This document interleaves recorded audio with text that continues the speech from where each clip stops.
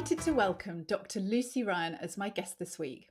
Lucy's career started on the stage before working as a sales director in London and Sydney, then becoming a business and positive psychologist. Working as an executive coach, consultant, and trainer, Lucy has helped over 12,000 individuals and teams across Europe at crucial transition points in their leadership journey. And today she's considered to be one of the UK's foremost coaches for senior business people. An accredited master practitioner coach through the European Mentoring and Coaching Council, Lucy also trains other coaches and psychologists across Europe. Lucy holds an MSc in Applied Positive Psychology, gained her PhD from the University of Liverpool, and is a senior lecturer at the University of East London. She now specialises in developing professional women for leadership positions, and her Women into Leadership programmes have achieved startling results, with some 70% of participants stepping up into new roles. Lucy's the author of 3 business books. The third was published by Practical Inspiration Publishing earlier this month. It's called Revolting Women: Why Women Walk Out and What to Do About It. And it explores the exodus of older female talent from the workplace and how employers can better retain them. Welcome to the business of being brilliant, Lucy. Thank you so much, Helen. What a lovely introduction. It's fantastic to have you on the show, and I'm really excited to be talking about your new book. I'm also massively in awe that you've written 3. We met when I was writing my first, and you seemed to breeze through book 2 while I was labouring along like a little tortoise. Well, if it makes you feel any better, I laboured through this book over a period of some 9 years. So yeah, which is in itself a really interesting story, and we'll get into that. But yeah, so really exciting to see your book out on the shelves in the world. Thank you. And you talking to people about it. And I know it's a really interesting and relevant and, I guess quite urgent topic in our world of work at the moment, about how professional women experience midlife, and why they're leaving their jobs, and why actually this matters, and whether we're talking about it enough or not. True. Yeah. So you mentioned there the 9 years in the making. In case anybody's thinking of writing a book and has just thought, oh my word, I can't take 9 years to do it. Do you want to give a bit of detail to that? Sure. I mean, we've got a good 5-year chunk of doing the PhD, Helen. Then we've got COVID, and then we've got the writing of the book. So I guess, it was a year in the actual writing. And, it takes some time to translate an academic piece of work into something that people can grasp and enjoy. Turning academic into readable writing is a task in itself. Yeah. And having the courage to kind of, dump at least 50% of your work that you've done in a PhD in order to do that. It's an interesting task. Yeah, I can imagine, because they're written for different audiences, aren't they? Your They are. PhD and Yeah. the book. And did you enjoy that kind of translating of your research into really a much more practical guide? Yeah, it's an interesting question. I loved and hated it, I think, in truth. I love delving back into my PhD. I really enjoyed doing it. But it was quite agonizing turning it into something else. And I was always told, if you were going to write a book from your PhD, put your PhD in the bin and start afresh. But I couldn't quite do that. That sounds it feels pretty akin to burning it. There was a lot of updating. There was a lot of new research to do. The world had moved on. Particularly the world of the menopause had moved on. I wish the problem of women within the organisational world had changed, but it hasn't. But there was still an updating to do as well. Yeah, that sounds really interesting to see how have things shifted in the few years since you'd written it. So tell us, for people listening who are thinking, okay, I'm not quite sure what this is going to be about. Yeah. What's the problem that we're facing from a woman's perspective and an employer's perspective? All right. So let's just lay out the overall problem. The overall problem is if you take any sector, let's just take the UK specifically at the moment, Helen. If you take any sector, any organisation, public or private, senior female professionals will still be in the minority. And there is not an exception to that. So the issue, therefore, is why? Now, for women, there are three reasons, certainly from my research, that they are exiting the workplace. One is, we can call it power. They are still hitting up against a power structure, and we'll talk, I'm sure, a bit more about that. Secondly, there is a collision of events that are unique to midlife for women. Think menopause, think caring, think grief, think health issues. There is this collision. But thirdly, and perhaps more hopefully, there is also a sense of revolution for midlife women, which is there is a better way to live the next chapter of their lives that doesn't fit the existing corporate way. Now, what's a problem for corporations, which was your other question, is that they lose talent, they lose wisdom, they lose their female role models. They are struggling to get female executives to stay. There is a Yeah. retention problem. We've got a flat line, Helen, of Mm. 11% still of employed female executive directors. That hasn't changed for probably a decade, certainly since I started researching. There's a slightly more hidden problem here, though. That's kind of all the overt problems. There's a more hidden problem, which is women are leaving quietly. They don't make a fuss. They're in the midst of this collision and they just leave quietly. And for a lot of corporations, there is no problem. They've kind of solved it. They've got 40% women on boards, but they're mainly non-executive directors. So there is a sense of, well, what's the problem? There is no problem. And that allows the issue to fall under a silence. Yeah, that's really interesting. And I know, a lot of organizations, as you say, might be congratulating themselves that they've Yes, got more women in non-executive board roles and thinking we've made great progress. yeah, And a lot, to be they fair, have.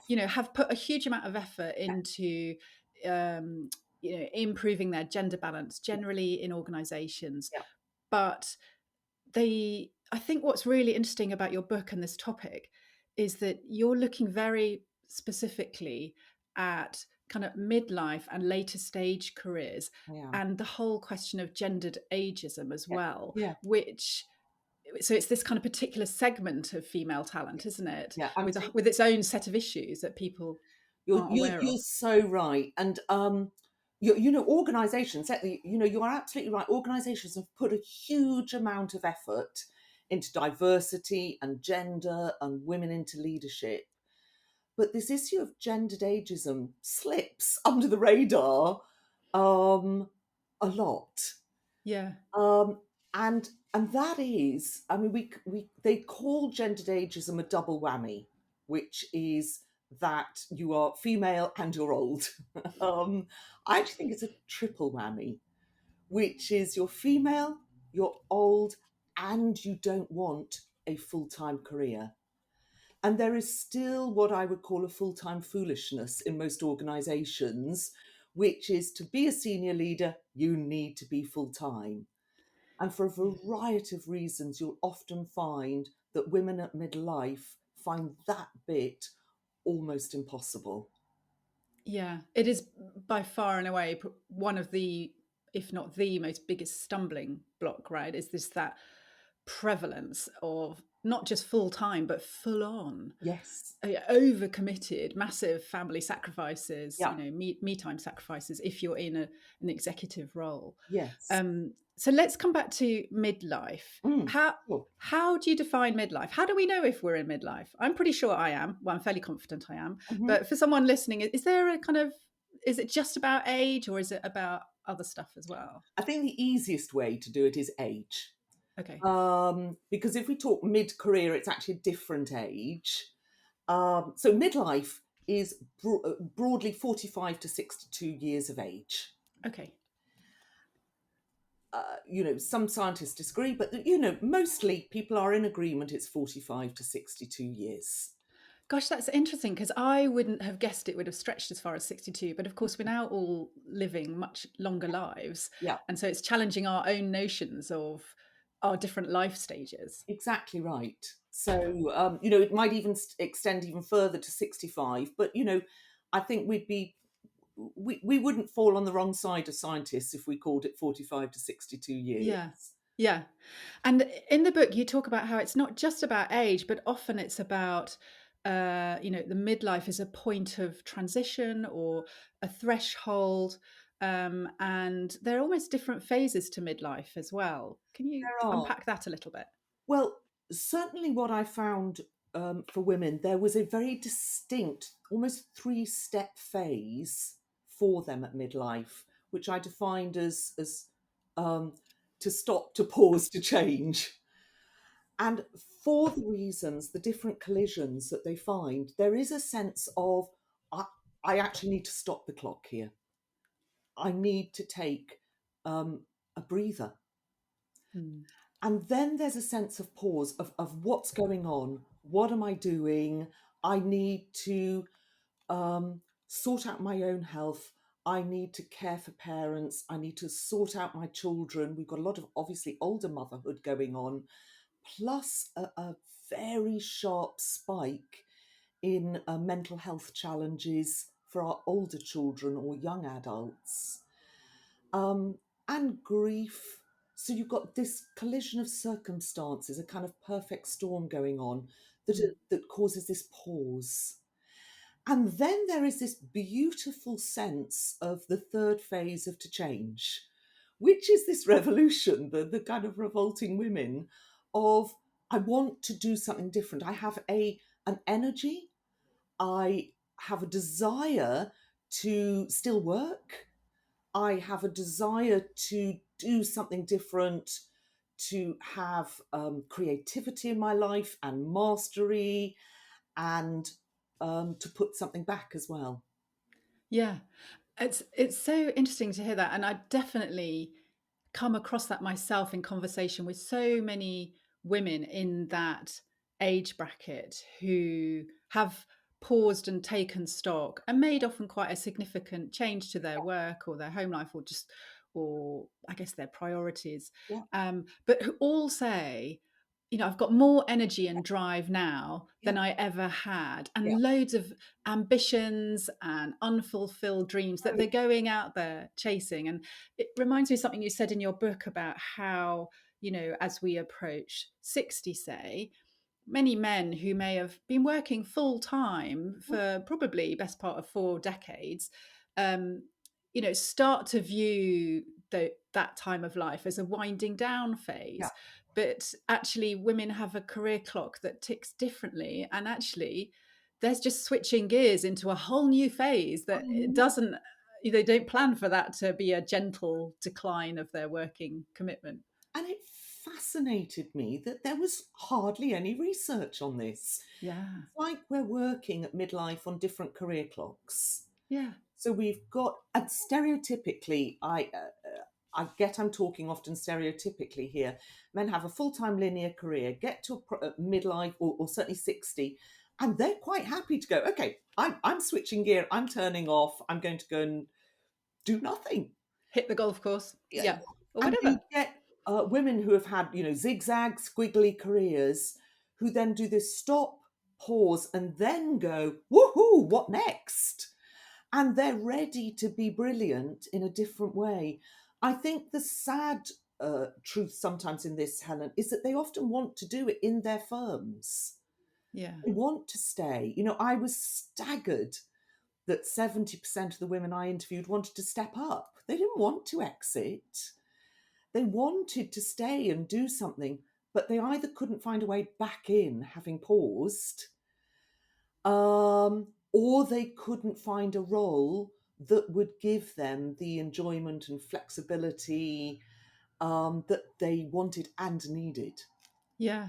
And I guess they're not seeing other women in midlife enjoy those flexible roles or, you know, switch track in some way within their existing organization. So Yeah, there aren't many yeah, we've precedents lost for them those. to look up to. Not at all. Yeah. We've lost those female role models. Hence, going back to the problem, if you know that age old phrase, if you can't see it, you can't be it. Yeah. Yeah. And some of the things that women experience, you talk about in the book, are these kind of myths about older women Mhm. at work. So I guess some of the challenges they face in being able to step up Yeah, is because other people, perhaps in more senior roles or certainly colleagues around them, maybe even clients, have a slightly outdated set of assumptions about what an older woman's aspirations might yeah, be. Can you debunk a few of the myths, or tell us a few of the myths that women run into that yeah. actually employers perhaps need to look at to see if that's a false conversation or assumption that's floating around their organization? Yeah, it's a great question, and these aren't myths that have just kind of come out in my head. These were in writing, a lot of the myths. Mm. So there was something called the Hampton Alexandra Review that helped get women onto boards. And when they found this flat line of 11% was still happening, they went to investigate why. Let me give you three of them. A very prevalent myth about midlife women is they're just not up to it. They can't cope. They are what one beautiful scientist about midlife women wrote is that they're mad, bad, and sad. Um, I'm so they wincing. just are kind of in decline, can't cope, got health issues, flaky. So there's that one massive myth, which I would love to explode. The second one is that they're not available.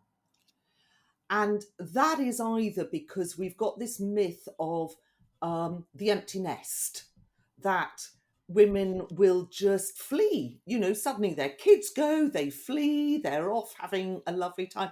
And it's just not the case. If I think of any of my friends, let alone the people who are in my study, we have got parents, we've got older children, we have got family structures, we've got all sorts of things that keep us grounded, and we certainly are available. We just might not be available in the full on, full time way that's required. And the Mm. third myth is that we don't want it. Um, so our motivation is not there. You know, our motivation has somehow gone, dipped, and you know we all want to be yoga teachers, although actually quite a few of my friends have retrained as yoga teachers. But I think it's this notion of career clocks, that while we're pausing we might not want it, and then it comes back, and then we're flourishing and we're ready. So there are these very strong myths that, you know, we can't cope, we're not available, we don't want it. And um, there, there was this lovely sentence as well, you know, we've got one, thanks. Yeah. This sense of, you know, it's all right, you know, we've got one woman on the board, it's solved. But Yeah. there are those midlife myths about women. Yeah, thank you for explaining them. I mean, I just want to weep when I think about the myth of decline. Um, and particularly as a midlife woman myself, I'm like, I am way off declining. I can tell you that. I'm all systems go. But the bit that really resonated for me in what you were just saying and in your book is how actually once women reach midlife, even though they may still be, you know, dealing with some of these collisions you refer to around caring responsibilities or illness in the family or older children, etc. But even when perhaps they are a bit more free from all of that, certainly for me, I'm thinking I will have all that time and energy to reinvest in my career without feeling quite so encumbered by all of that. So it's a great, it'll be the first time in a couple of decades that I can really commit so enthusiastically to work. Yeah, So I can see that employers are really missing a trick if they're not spotting that. I think they really are. And it was really clear that women they had an innate interest in work. Um, and they wanted to grow and develop. But often corporations, there is a sense that an organisation is set up for the young. So Mm, our training courses are for the young people. And mm. often when you see training courses for midlife people, it's about pensions, exiting. And yet you've got this swathe of people going, well, what next? What can I learn? What can I do? How can I grow? That is not catered for. Yeah. And I know organizations are starting to talk more about or be more concerned about ageism in the workplace. But in a way, it's been one of the less focused on aspects of diversity and inclusion, right? And I think it's only, I would say, in the last year or two that I've started to see more topics, Yeah, webinar topics on this, more articles in the yeah, press about it. There was a very good one recently in the FT, I think, about the older worker in their working careers section, about how organizations are kind of been ignoring this aspect. But so, what are some of the things that an employer can do to help older employees generally and women in particular to know that they can carry on their career with confidence where they are? What practical things will help them, manage through that transition and then, you know, plan their longer term career there? sure, sure. Um, I summarised it in the book in 7 words, which would have probably made for a much shorter book, Helen. In terms of, find out, show it matters, take action. I thought that was a great summary. It's like, really, that's probably all I should have done.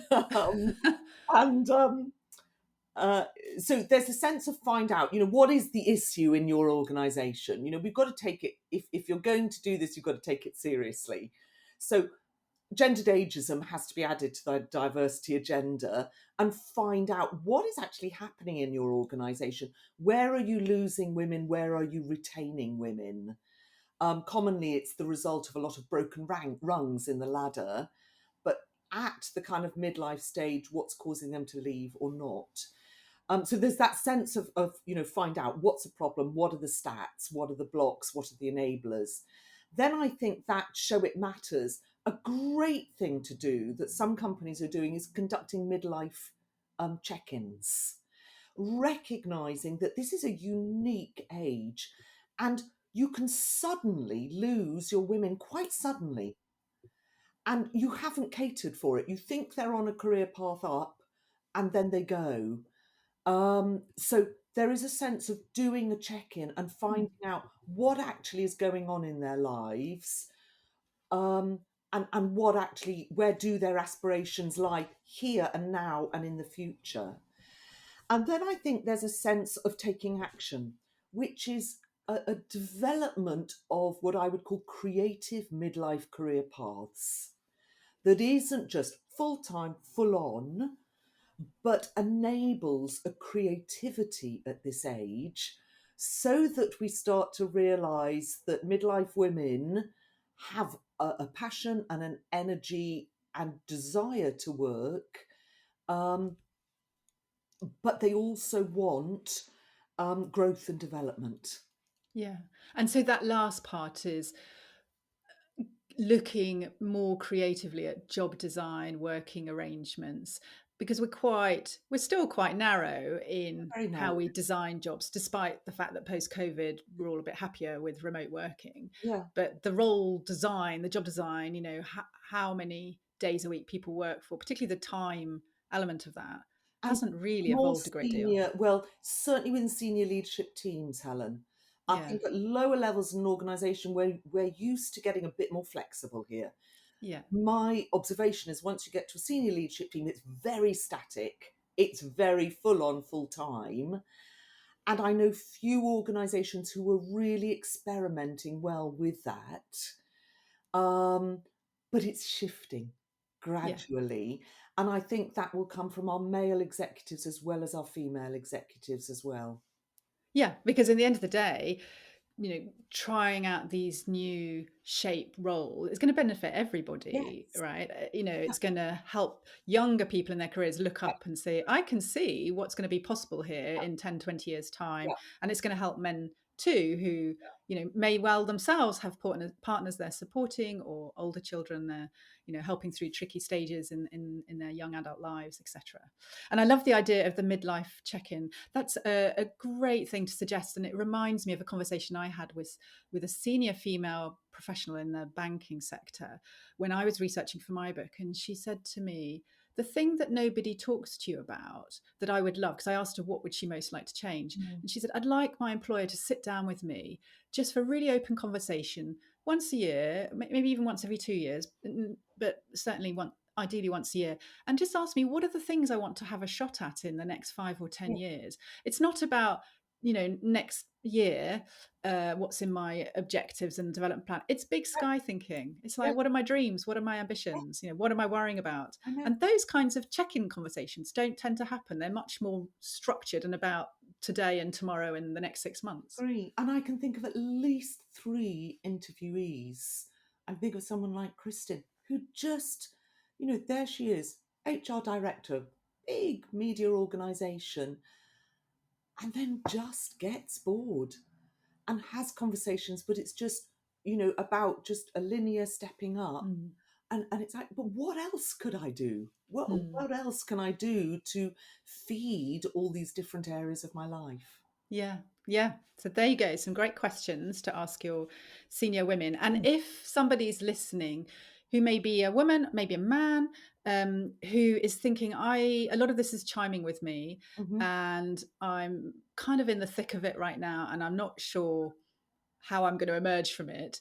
What one piece of advice would you give them to help them maybe take stock, or to talk to their employer maybe? Yeah, yeah. I mean, I think there's a few things to realize that they're not alone.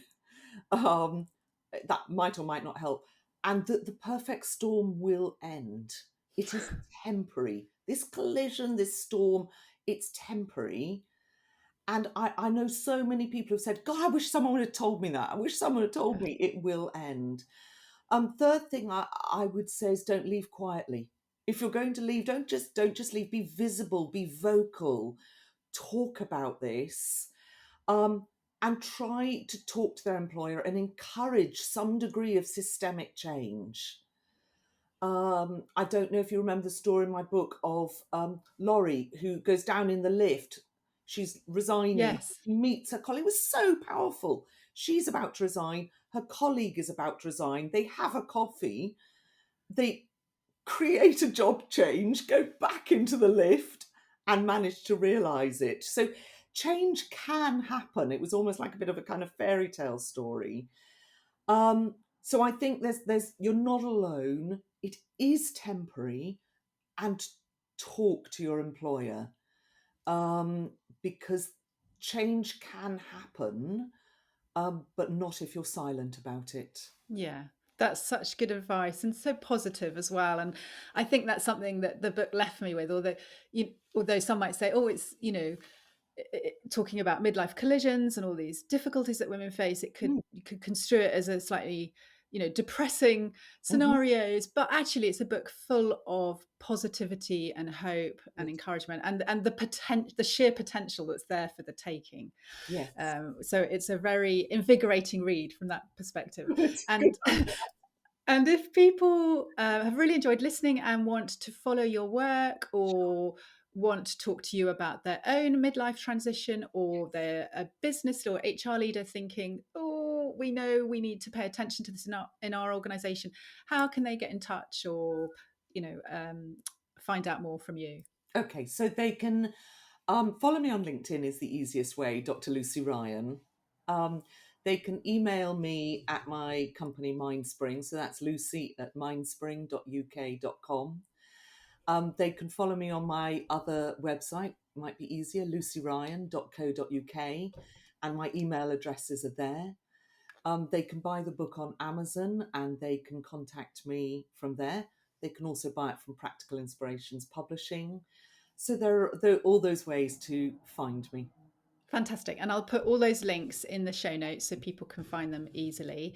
And thank you so much, Lucy, for joining me on the podcast and talking about your fantastic research and really thoughtful, very expert and wise advice for individuals and organizations.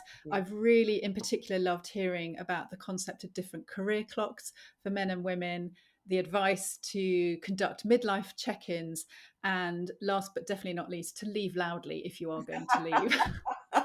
Such easy, memorable things to hopefully go out and do. Thank you so much for being a brilliant guest. My pleasure. Thank you so much for having me, Helen.